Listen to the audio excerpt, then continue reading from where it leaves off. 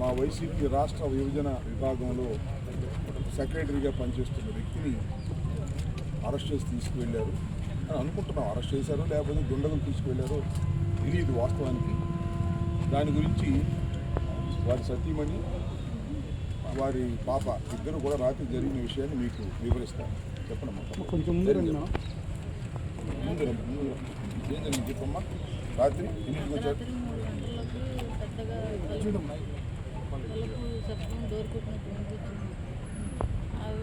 అడగకుండా కంటిన్యూగా 15 సేపు కొడుతున్నారు. నాకేం అర్థం కాక ముందర నేను వచ్చి తలుపు తీసాను. తీస్తే ప్రేమ ఉన్నారమ్మా, ఎవరండి మీరు? ప్రేమ ఉన్నారమ్మా అన్నారు. ఉన్నారండి, పిలవండి అన్నారు. పిలుస్తున్నాను. వచ్చి పిలిచేలోపు కరెంటు లేదు అంటే ఇంట్లో కరెంట్ అని లైట్లు మొక్క వేసినా కూడా కరెంటు లేదు, రావట్లేదు. అందరికీ ఉంది, మాకు లేదు.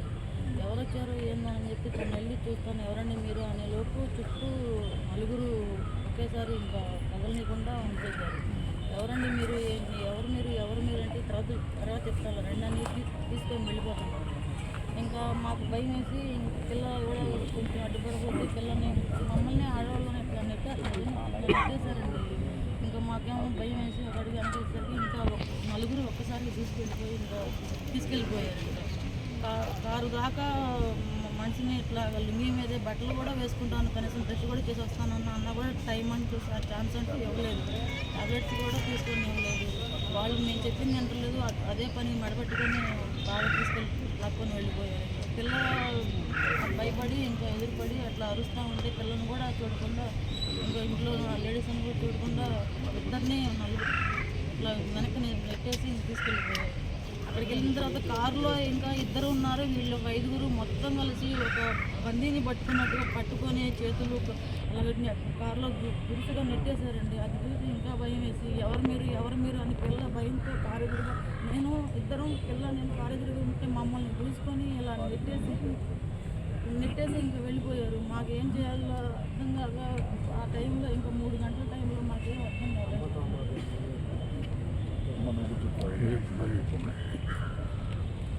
ప్రేమ్ కుమార్ కూతురు మిల్లెట్ 3 o'clock వచ్చి దోసుకుంటారు. మా మమ్మీ వచ్చి ఎవరన్నా దోసుకుంటారు. ఎవరన్నా అంటే ప్రేమ ఉన్నాడా అన్నారు. ఉన్నారని చూసి అలానే వచ్చారు.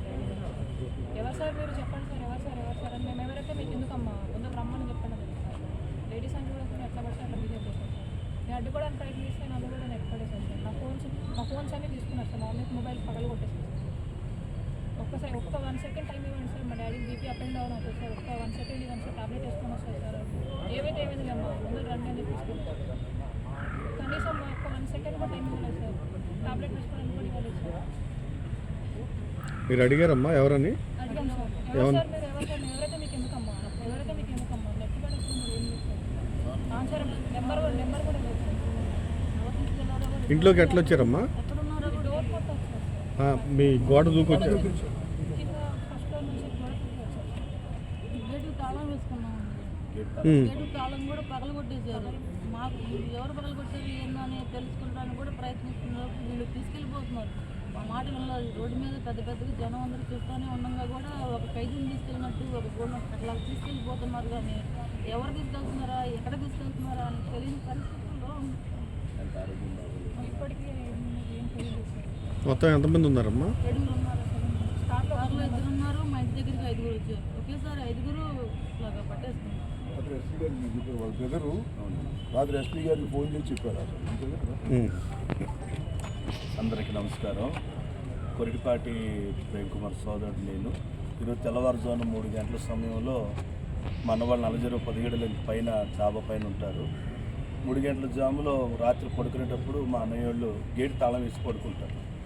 ఆ గేటుకి వేసిన తాళం బ్రేక్ చేశారు. లోపల తలుపులు బాగా కొడుతూ ఉన్నారంటే శబ్దం చేస్తున్నారు తరచుగా. ఎవరని బయటకు వచ్చేసరికి మా వదిన అడిగారండి, ఎవరండి మీరండి? ప్రేమ్ కుమార్ ఉన్నారంటే ఎవరన్నా ఏదైనా అవసరం ఉండి వచ్చారేమోనని ఉన్నారని పిలుస్తానని అని చెప్పారు.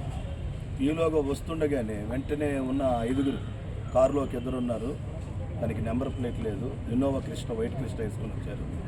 వచ్చిన 5గురు మా అన్నయ్య మీద దాడి చేసి అడ్డుపడ్డ మా అన్నయ్యను, అన్నయ్య వాళ్ళ పాప, మా అక్క, మా అమ్మగారు వాళ్ళ 4గురిని ఎటుపడితే అటు నెట్టేసేసారు. తలుపు కూడా బద్దలు కొట్టేశారు. కింద పైన డోర్లు పగలు కొట్టేసేసి వాళ్ళని తీసుకుని వెళ్తున్నారు. ఎవరండి మీరు ఏదని అడుగుతున్నా కూడా ఏ మాత్రం సమాధానం చెప్పలేదు. మాట్లాడటానికి అవకాశం ఇవ్వకుండా ఎవరండి మీరు ఎవరండి ఏ మాత్రం అవకాశం ఇవ్వకుండా నెట్టేశారు. మా అన్నయ్యకి వాస్తవంగా ఆరోగ్యం బాగోదు, తరచుగా బీపీ అప్ అండ్ డౌన్ అవుతుంటుంది, ఆరోగ్యం బాగాలేదు, కనీసం ట్యాబ్లెట్స్ తీసుకుని వస్తానండి, బట్టలు మార్చుకొని వస్తానంటే దానికి కూడా అవకాశం లేదండి. మాకైతే మరి ప్రాణహాని ఉంది మా అన్నయ్యకి, మేమైతే భయపడుతూ ఉన్నాం. గవర్నమెంట్ వారు కలుగు చేసుకొని తగిన చర్యలు తీసుకోవాలని ఈ మీడియా సోదరుల ద్వారా మీ అందరికీ తెలియజేస్తూ ఉన్నాము. తదుపరి ఎవరు తీసుకెళ్లారు అనుకుంటున్నారు మీరు? మాకెవరన్నది సమాచారం లేదండి, ఎవరన్నది సమాచారం లేదు. వాళ్ళు చూస్తేనేమో మరి పోలీసుల దుండగులు అన్నది కూడా అర్థం కాలేదు. నేను అందుకని వెంటనే 100 డైలీకి ఫోన్ చేశాను ఆ సమయంలో. ఆ తర్వాత మా ఏరియా నలజరు 17 ఏంటంటే లాలాపేట పోలీస్ స్టేషన్ తదురు అక్కడ వెళ్ళి రిటర్న్ కంప్లైంట్ ఇచ్చాను, స్టేషన్ సెంట్రీకి ఇచ్చాను. అదే సమయంలో 4:30కు జిల్లా ఎస్పీ గారు కూడా నేనే ఫోన్ చేశాను డైరెక్ట్గా. ఎస్పీ గారు మాట్లాడి నేను తెలుసుకుంటానండి, నేను కనుక్కొని చెప్తానన్నా. ఎస్పీ గారు ఏమడిగారంటే ఎవరు వారన్నా, మాకు కూడా తెలియదండి, పోలీసులు అన్నది అర్థం కాలేదు, దుండగులు అన్నది అర్థం కాలేదు. ఆయన చూస్తే ఆరోగ్యం బాగున్న వ్యక్తి అండి, ఎప్పుడు బీపీ ఎక్కువగా వస్తూ పోతూ ఉంటుంది, హార్ట్ ప్రాబ్లం ఉంది, చాలా అనారోగ్యంతో ఉన్నాడు, కనీసం ట్యాబ్లెట్స్ తీసుకోవడానికి కూడా అవకాశం లేదండి అని ఎస్పీ గారితో చెప్పినప్పుడు ఎస్పీ గారు స్పందించారు. ఆ తర్వాత మా పెద్దలందరికీ తెలియజేస్తాం, రాంబాబు గారికి, అప్పిరెడ్డి గారికి, మనోహర్ నాయుడు గారికి, రాజశేఖర్ గారికి, ఫాతిమా గారికి అందరికీ తెలియజేస్తాం. వాళ్ళందరూ వారు ఏదైతే చేయగలరో ఆ విధంగా అన్ని విధాలుగా సహాయపడి ఆ తెల్లవారుజామునే అన్నోళ్ళందరూ మా అన్నయ్య విషయమే మాట్లాడి తెలియజేయాల్సిన పెద్దలందరికీ తెలియజేశారు. మిగతా విషయాలని మీరు చూస్తూనే ఉన్నారు. ఇప్పుడు వచ్చాము గుంటూరు ఎస్పీ ఆఫీస్కి వచ్చాము, ఎస్పీ గారు లేరని అడిషనల్ ఎస్పీ గారికి మా అన్నయ్య మా పాప రిటర్న్ కంప్లైంట్ ఇచ్చారు మరోసారి. మీ అన్నని అదుపులో తీసుకున్నప్పుడు వాళ్ళు ఏం మాట్లాడుకుంటున్నారు? అదుపులో తీసుకుంటున్నప్పుడు మా పాప ఏడుస్తూ ఉందండి, అడ్డుపడుతూ ఉంది. అడ్డుపడితే నీ పాపని నెట్టేశారండి. మా అమ్మగారు హార్ట్ పేషెంట్, ఆమె నెట్టేశారు. మా వదిన మా అన్నయ్య భార్య, ఆమె కూడా వచ్చి ఎవరండి మీరు, ఎక్కడ తీసుకెళ్తున్నారు, ఎవరు మీరంటే ఏ విధమైన రెస్పాన్స్ లేదు, సమాధానం కూడా చెప్పలేదు. సమాధానం చెప్పకుండా పోలీసులు అన్నది చెప్పలేదు, దొండగులు అన్నది చెప్పలేదు, ఏ సమాధానం లేకుండా ఈ నలుగురు నెట్టిపారేశారు, తలుపులు బాగా కొట్టేశారు, కింద లాక్ చేసి ఉంటుంది గేట్కి, లోపలికి ఎవరు రాకుండా, అది కూడా బ్రేక్ చేసి లోపలికి వచ్చేసారు. మరి అమానుష్యంగా ప్రవర్తించారు. ఎవరన్నది పోలీసు వారే తేల్చాలి, మరి తగిన న్యాయం జరిగించాలి. మిగిలిన విషయాలు అన్నోళ్ళు మాట్లాడారు. ప్రేమ్ కుమార్ కుటుంబ సభ్యులు, వారి సతీమణి, వారి కుమార్తె, వారి తమ్ముడు వాస్తవాలు ఏం జరిగాయో మీడియా ముందు వివరించారు. మేము కూడా వెంటనే ఎస్పీ గారికి ఫోన్ చేసి అపాయింట్మెంట్ తీసుకున్నాం. ఎస్పీ గారు ఐఏఎస్ ఐపీఎస్ల సమావేశంలో ఉండటం వల్ల అడిషనల్ ఎస్పీ గారిని కలుసుకొని వారి సతీమణి చేత ఒక రిటర్న్ కంప్లైంట్ కూడా ఇప్పించడం జరిగింది. అసలు ఏం జరుగుతుందో ఈ రాష్ట్రంలో అర్థం కానటువంటి పరిస్థితి. ప్రేమ్ కుమార్ వైఎస్ఆర్ కాంగ్రెస్ పార్టీ యువజన విభాగంలో రాష్ట్ర స్థాయిలో సెక్రటరీగా పనిచేస్తున్నారు. చాలా యాక్టివ్గా పనిచేసేటటువంటి వ్యక్తి, జగన్మోహన్ రెడ్డి గారి అభిమాని, వైఎస్ఆర్ కాంగ్రెస్ పార్టీ కోసం నిరంతరం కృషి చేసే వ్యక్తి. ఆయన్ని తెల్లారగట్ట 3 గంటలకు వచ్చి తలుపులు కొట్టి, తలుపులు పగలగొట్టారని కూడా చెప్పారు, పగలగొట్టి లోపలికి వెళ్ళి, లోపల కరెంట్ అఫైర్స్ చెప్పారు, వెళ్ళే ముందు ఆ గేట్ దూకి వెళ్తాం, కరెంట్ మెయిన్ స్విచ్ ఆపేయటం, చీకటి అంధకారం లాగా చేయటం, ఇంట్లోకి ప్రవేశించడం. ఇది ఎవరు ఏదైనా కక్ష బట్టి చేశారా, లేకపోతే పోలీసులే చేశారా? నిజంగా పోలీసులే చేస్తే ఏం చెప్పాలి, ఎవరు చెప్పాలి? పోలీసులు అయ్యి ఉంటే నాకు ఆ డౌట్ ఉంది, పోలీసులు అయ్యి ఉంటారు అని. కానీ వాళ్ళు ఏమంటారంటే పోలీసులు అయితే చెప్పేవాళ్ళు కదా అంటారు. ఇందాక మేము అడిషనల్ ఎస్పీ గారిని కూడా అడిగితే జనరల్గా పోలీసులు అయితే చెప్పాలండి, ఇదిగో మేము పలానా కేసులో మీ ప్రేమ్ కుమార్ అనే అతను తీసుకువెళ్తున్నాం, పలానా పోలీస్ స్టేషన్కి సంబంధించిన సమాచారం ఇవ్వాలి. సమాచారం ఇవ్వకోకుండా దొంగల్లాగా రాత్రిపూట వచ్చి కుటుంబ సభ్యులను నెట్టేసి తీసుకెళ్ళటం అంటే ఏమిటి దారుణం నాకు అర్థం కాదు. అతను ఏమి నేరస్తూ నాకు తెలియదు. వైఎస్ఆర్ కాంగ్రెస్ పార్టీలో యాక్టివ్గా ఉంటాం నేరస్తామా? ఆయన తీసుకెళ్ళటం ధర్మమేనా? అదే పోలీసులు అయితే సమాధానం చెప్పాల్సిన అవసరం ఉందా లేదా? ఎస్పీ గారికి సమాచారం లేదు, మరి వచ్చి తీసుకెళ్లారు. వాళ్ళు పోలీసులా లేకపోతే ఎవరా అనేది అర్థం కాదు. దాని మీద హెబియస్ కార్పస్ కూడా మేము మూవ్ చేస్తున్నాం హైకోర్టులో, బహుశా మూవ్ అయి ఉంటుంది. ఇది చాలా దారుణమైంది. ఈ సమాజంలో తెలుగుదేశం పార్టీ, కూటమి పార్టీ అధికారంలోకి వచ్చిన తర్వాత ఇంత దారుణంగా చేయటం అనేది క్షమించరానటువంటి నేరం అని మనం చేస్తున్నాం. చట్టాన్ని తన చేతుల్లోకి తీసుకొని, నేను చూశాను ఆ వీడియో, నా ట్విట్టర్లో కూడా పెట్టా. ఒకతను కానిస్టేబుల్ లాగానే ఉన్నాడు, లాక్కుపోతున్నాడు, రా అని లాక్కెళ్తున్నాడు. ఎవరికి ఇచ్చారు అధికారం? ఎవరిచ్చారు మీకు అధికారం? దోయారే పోలీస్. ఇవన్నీ ఐడెంటిఫై చేస్తున్నామని మనం చేస్తున్నాం. ఇది దారుణమైనటువంటి పరిస్థితుల్లో ఒక ఇంటిలోకి చొరబడి, దొంగతనంగా చొరబడి ఒక మనిషిని తీసుకువెళ్తున్నారు అంటే ఎంత దారుణం ఇది. దీనికి ప్రభుత్వం సమాధానం చెప్పాల్సిన అవసరం లేదా? ఇదిగో నిన్నే అడుగుతున్నా, ఎక్కడున్నావో చూడు. లోకేష్ గారు, మీరు ఎర్ర బుక్కు ఆధార్ కదా, ఎర్ర బుక్కు నిర్మించింది మీరు కదా, ఇవాళ కూడా ఈ అరాచకానికి మీరే కదా కారణం. లోకేష్ గారు, ఎడ్యుకేషన్ మంత్రి కాదు, నువ్వు డీఫాక్టో హోం మంత్రిగా పనిచేస్తున్నావు. నీ దగ్గర ఒక టీం పెట్టుకున్నావు, అధికారులని, ఆఫీసర్ని టీం పెట్టుకుని ఈ విధంగా కుటుంబంలో నేరాలు చేయనటువంటి వ్యక్తుల్ని తీసుకెళ్ళి నువ్వు సోషల్ మీడియాలో ఏదో అన్నారని తీసుకెళ్ళి నువ్వు వాళ్ళంత దారుణంగా బిహేవ్ చేస్తున్నారే, దీనికి మీరు మూల్యం చెల్లించాలని అడుగుతా ఉన్నా. చట్టం ప్రకారం నేను మనవి చేస్తున్న పోలీసు వ్యవస్థకి, ప్రభుత్వానికి, హోం మంత్రికి, ముఖ్యమంత్రికి కూడా చెప్తున్నా, దారుణంగా మీరు పోలీసు యంత్రాంగం మీ చేతిలో ఉందని, పోలీసుల చేత ఈ విధమైన దారుణాలు చెందుతుంటే సమాజం చూస్తూ ఊరుకోదు. కలకాలం కూడా ఇలా ఉండరు. ఒకసారి, రెండుసార్లు, మూడు సార్లు ఎంతోమందిని సోషల్ మీడియా వర్కర్స్ లోపల పెట్టారు, మీరు కొట్టారు, మ్యాజిస్ట్రేట్ ముందుకు వచ్చి చెప్పారు మమ్మల్ని కొట్టారండి అని. దాని మీద కూడా ప్రైవేట్ కంప్లైంట్స్ పడేస్తాం. అన్యాయం జరిగితే సహించడానికి సిద్ధంగా రాష్ట్ర ప్రజలు లేరనే విషయాన్ని కూడా గుర్తుపెట్టుకోండి. ఎర్ర బుక్ ఒకటి రాసి మీ ఇష్టం వచ్చినట్టుగా రాష్ట్రాన్ని పరిపాలన చేస్తున్నారు. దీనికి మూల్యం చెల్లించక తప్పదు. తక్షణమే నేను విజ్ఞప్తి చేస్తున్నా, డిమాండ్ చేస్తున్నా, ఈ రాష్ట్ర పోలీస్ అధికారుల్ని, ముఖ్యంగా డీజీపీ గారిని, మన ఎస్పీ గారిని తక్షణమే ఈ కుటుంబ సభ్యులకు సమాధానం చెప్పండి. వాళ్ళు దొంగలు తీసుకెళ్తే దొంగలు తీసుకెళ్లారని సమాధానం చెప్పండి.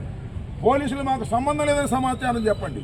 లేదా పోలీసులు తీసుకెళ్తే ఇమీడియట్గా మీరు కేసు ఏది పెట్టుకున్నా 24 అవర్స్లో you must produce before the కోర్టులో ప్రొడ్యూస్ చేయండి చట్టం ప్రకారం. లేకపోతే మేము ఊరుకోమని కూడా ఈ సందర్భంగా మనవి చేస్తున్నాం. వైఎస్ఆర్ కాంగ్రెస్ పార్టీకి సంబంధించినటువంటి వ్యక్తుల్ని ఈ విధంగా హెరాస్ చేసి వైఎస్ఆర్ కాంగ్రెస్ పార్టీని అణగదొక్కాలని మీరు అనుకుంటున్నారేమో. మీరు అణగదొక్కిన కొందికి వైఎస్ఆర్ కాంగ్రెస్ పార్టీ ముందుకు వెళ్తుంది. ప్రేమ్ కుమార్ కుటుంబానికి వైఎస్ఆర్ కాంగ్రెస్ పార్టీ, జగన్మోహన్ రెడ్డి గారు టోటల్గా మేము సపోర్ట్గా ఉంటాం. ఇది చాలా దారుణమైనటువంటి వ్యవహారం. ఈ దారుణమైన వ్యవహారాన్ని వైఎస్ఆర్ కాంగ్రెస్ పార్టీ వాళ్ళే కాదు, అందరూ ఖండించాలంటున్నారు. అందరూ ఖండించాలి. వైఎస్ఆర్ కాంగ్రెస్ పార్టీ పక్కన పెట్టండి. ఒక మానవుడికి, ఒక పౌరుడికి నివసించే హక్కు లేదా? నువ్వు కేసు పెడితే ఫలానా కేసు అని చెప్పవా? అర్ధరాత్రి పూట దొంగల్లాగా వచ్చి తీసుకెళ్లాల్సిన అవసరం ఏంటి పోలీసులు అయితే? ఈ దుర్మార్గం, దీనికి మీరు మూల్యం చెల్లించాల్సి ఉంటుంది. ప్రభుత్వం దీనికి తక్షణమే సమాధానం చెప్పకపోతే మేము దీని మీద తీవ్రంగా స్పందిస్తాము. మళ్ళీ వెళ్ళి జగన్మోహన్ రెడ్డి గారిని కూడా కలవబోతున్నామని కూడా ఈ సందర్భంగా మనం చేస్తున్నాం. ఆల్రెడీ హెబియస్ కార్పస్ పిటిషన్ కూడా మేము ఫైల్ చేయడానికి సిద్ధంగా ఉన్నాం. బహుశా ఫైల్ చేసి ఉంటారు. దీన్ని వదిలిపెట్టే ప్రశ్న లేదు. ఏ పోలీసు అధికారులైతే లోకేష్ చెప్పినట్టుగా చేస్తూ చట్టాన్ని తన చేతిలోకి తీసుకొని రౌడీలుగా ప్రవర్తిస్తున్నారో ఆ పోలీసు వారందరి మీద వీ విల్ టేక్ యాక్షన్.